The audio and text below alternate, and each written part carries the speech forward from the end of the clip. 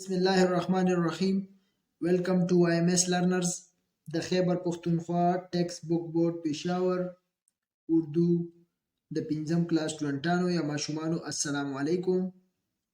Test addition निसाब 2020 के मुताबिक 5م क्लास स्टूडेंटانو مونږه په پیلنی ویډیو کې په اردو کلاس کې تاسو ته مونږه د دې چې کوم سبق وندې هم هغه مونږه ویلو.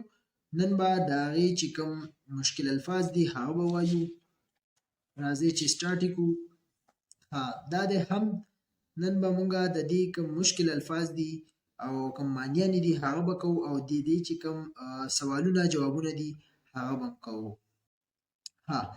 ما تاسو ته بله ویډیو کې هم ویلو چې هم به لومړی تاسو پېژنئ چې هم څه ته وایي.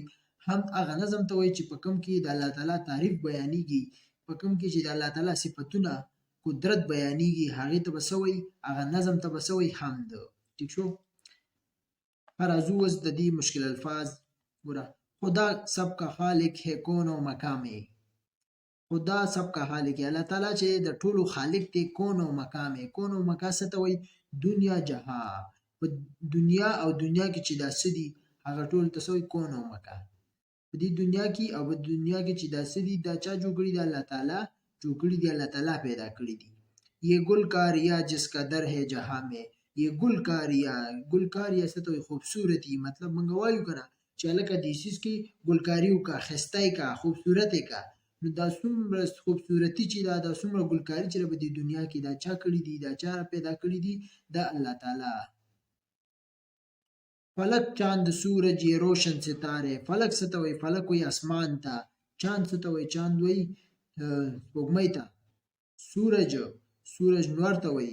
یہ روشن ستارے دا چمکدارې ستوري یادوي، دا روشن ستارې یادوي. دا هر څه چا پیدا کړي، الله تعالی پیدا کړي. پہاڑ اور دریا یہ دلکش نظارے. پہاڑ څه ته وایي، غرونو ته. اور دریا دریاګانې یادوي. یہ دلکش نظارے. دلکش څه ته وایي، دل کو کھینچنے والا. دل کو کھینچنے والا. نظارے مختلفې ښایسته د زړه دل کو کھینچنے والا نظارې ښیي. یو ښایسته نظاره شو کوي دا هر څه.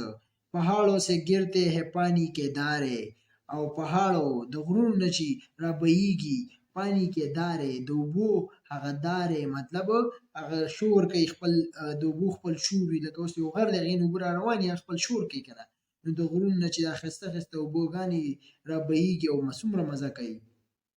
که شبنم نه پولو که چهرې نکارې. که شبنم، شبنم څه ته وایي، ګوره ګلان چې وي دا الله ډېر ښایسته وي که نه. دې دپاره چې کله شپه تېره شي او سهار تاسو راپاڅئ وګورئ هغې دپاره هغه لږې لږې اوبه شان پرتې وي، هغې ته څه وایي، شبنم. نو چې کله په ګلونو باندې څه پرېوځي، شبنم پرېوځي، نو هغه څومره ښایسته ښکاري. نکار مین خوبصورت، زیب و زینت. نو هغه ډېر خوبصورت منظر شو کوي. خدا سب کا خالق ہے کون و مقام ہے. الله تعالی چې د ټولو خالق دی په دنیا او په دنیا کې چې دا څه دي. یہ گل کا ریا جس کا در ہے جہاں میں. او دا ګل ټول ګلکاریا خوبصورتی به دې جهان کې چا پیدا کړي، چا جوړ کړي، الله تعالی. خدا کی هر ایک سمت جلوه گری ہے. الله تعالی هر یو سمت، هر یو طرف، مطلب هر یو سیز ته چې ګوري جلوه ګري ده. جلوه ګري مین دکای دی نه. په هر یو سیز کې الله تعالی موږ ته ښکاري. مطلب چې تاسو مطلب اسمان ته وګورئ، ګوره موږ ته الله تعالی ګوره دماغو ته راځي چې دا به یې څنګه جوړ کړی، دا به یې څنګه پیدا کړي.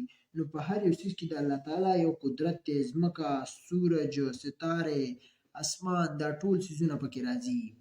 که نوري فضاو سے دنیا بری ہے. او کوم نوري فضا او رڼاګانې یادوي. فضا کې چې څومره رڼاګانې دي دا ټول هر څه د دنیا ته ډکه ده. لکه نور واخلئ تاسو ګوره دی الله تعالی په خپل قدرت سره جوړ کړی دی. نو دا هر څه ډېر ښایسته منظر شو کوي. هر ایک دشت شاداب کیتی هری ہے. او هر یو څیز دشت څه ته وایي، جنګل. شاداب څه ته وایي، تروتازه. کیتی باغه، کیتی پټو، کیتی او هری ہے. هری مین تازه. هر یو څیز د باغونه هر څه د هر څه تازه وي موږ سره. یہ سب میرے مالک کاریګري ہے. دا هر څه زموږ د رب، زموږ د مالک کاریګري ده. د هغه سکل دی، مطلب د هغوی دا هر څه د زموږ رب قدرت دی. ځکه دا هر څه دومره ښایسته پیدا کړي دي. خدا سب کا خالق ہے کون او مقام ہے الله تعالی د ټولو خالق او مالک دی د ټول دنیا او دنیا چې څومره څیزونه دي یہ گل کا ریا جس قدر جہاں میں او دا گل کا ریا دا خوبصورتی دا په دې جهان کې دا چا پیدا کړی الله تعالی زمین کا हर एक ذره چمکا हुआ है د ځمکې یو ذره چمکا हुआ है चमक वही लगिया दे खستخ کاری ځمکه یادی वो देखो कि सूरज भी निकला हुआ है تاسو ګورئ کې منګه کته شو کې सूरज भी निकला हुआ है सूरज ته وي نور ته چې نور کله راوسی چې څومره خستخ کاری رڼا رڼا وي چمک وي جدر دیکي نور پیلا हुआ है او چې کوم ځای ته تر کوم چرتم چې ګوري کوم طرف تم چې ګوري هر طرف ته رڼا وي رڼا خوره شوي وي خدا ساری دنیا पे छाया हुआ है الله تعالی په دنیا کې هر چیز باندې छाया مين اوپر ہونا الله تعالی په هر یو چیز باندې خپل قدرت دی هر یو چیز باندې خپل قدرت حاصل کړی دی نو موږ ته پکې ښکاري چې دا د الله تعالی قدرت په ذریعه د هر څه د نظام چلیږي خدا سب کا خالق ہے کون او مقام ہے الله تعالی د ټولو خالق دی په دې دنیا کې چې د نور سيزونه د ټول هر څه ये गुल का रिया जिस कदर है जहां में دا गुल का रिया دا خوبصورتی په دې جهان کې چا پیدا کړی الله تعالی غنی دلوی دا دوی لیکلې ده हाँ हमने सीखा अल्लाह ताला ने इस कायनात को इंतहाई खूबसूरत बनाया الله تعالی چې دا کائنات د دنیا ډیره خسته جوړه کړې ده ټیک شو لکه تاسو کته شي کنه نور ته وګورئ سپوږمۍ ته وګورئ ځمکې ته وګورئ اسمان ته وګورئ ګوره دا हर से ढेर खस्ता तरीके से हर से जुड़ हुई थी दुनिया की हर शे से अल्लाह ताला की कुदरत जो लगती है ठीक शो अल्लाह ताला په دنیا کې چې هر شی دی هر څه دی هغه کې د الله تعالی جلک کاری مطلب الله تعالی قدرت پکې ښکاری دا مزر هم د دې مشکل الفاظ تاسو به دې پوښیږئ اوس راځو مونږه د دې کوم ایکسرسایز دی مطلب د دې کوم سوالونه جوابونه دي هغه به تاسو ته وکړو دا مشق دا به ان شاء الله بل ویډیو کې کوخه صرف نن د دې دا کوم سوالونه دي سوالونه جوابونه دا بننو کو صحیح ده دی مشکل الفاظ سره خاګوره څلورم نمبر سوال دی دی یو سوالو کې جواب لیکي الف ته سوالونه دي راځي دا موږ تاسو ته دلته په پیج باندې تیار کړی دي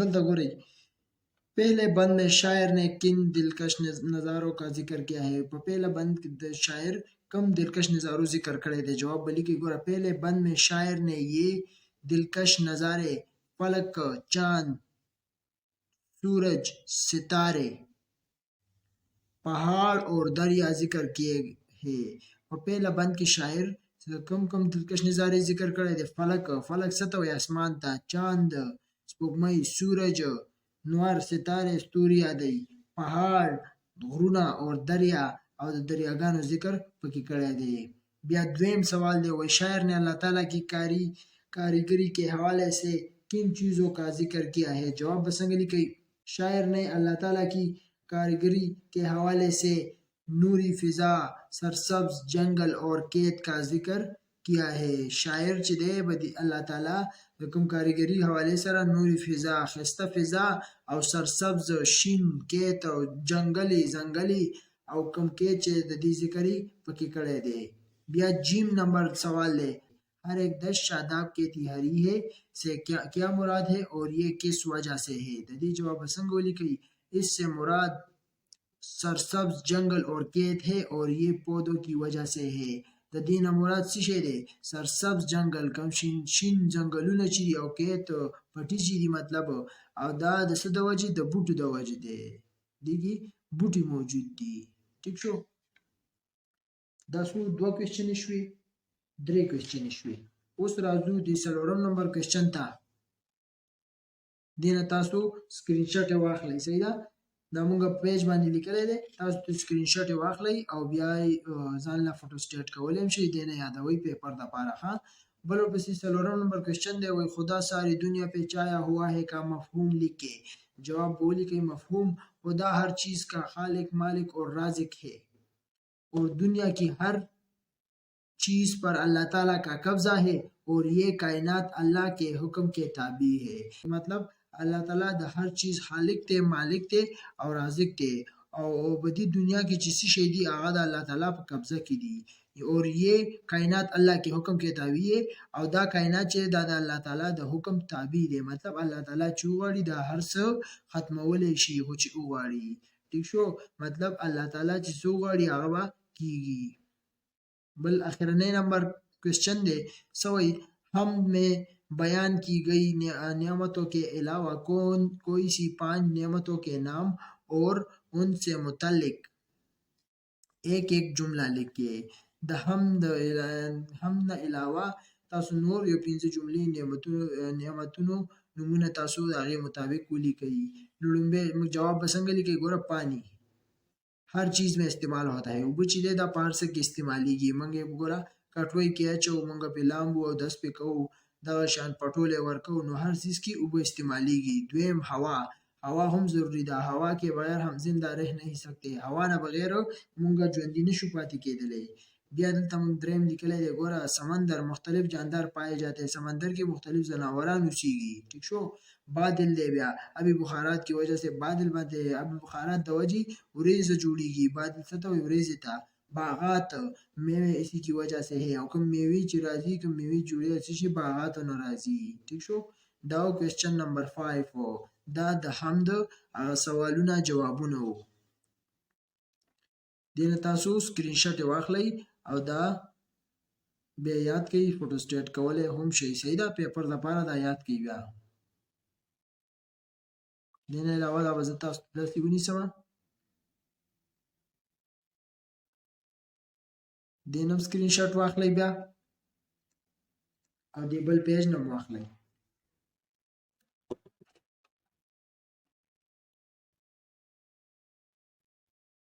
ٹھیک شو دینه با تصویر واخلئ سکرین شاټ به دیواله ځان لوي فوټو کاپی کوي ښه دین علاوه دلته یو بل کوېسچن راځي دا به هم موږ وسوکو क्वेश्चन नंबर 10 वही कुछ नया लिखे हमारे लिए अल्लाह ताला की सबसे बड़ी नियमत हमारे वालिदैन है इस मौजू पर एक पैराग्राफ लिख के सही है नवी चीजों वही बोली कई अब कम जोन घट बड़े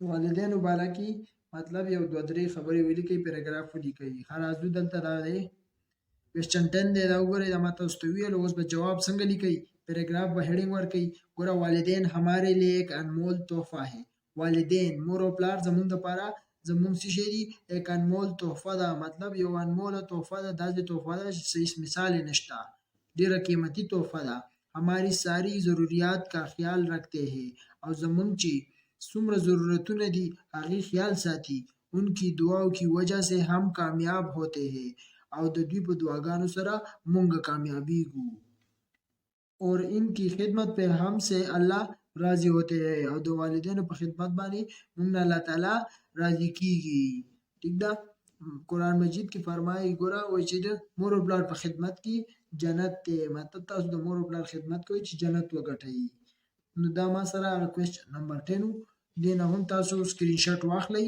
او بیا تاسو پیپرو لپاره یادوي شئ ښه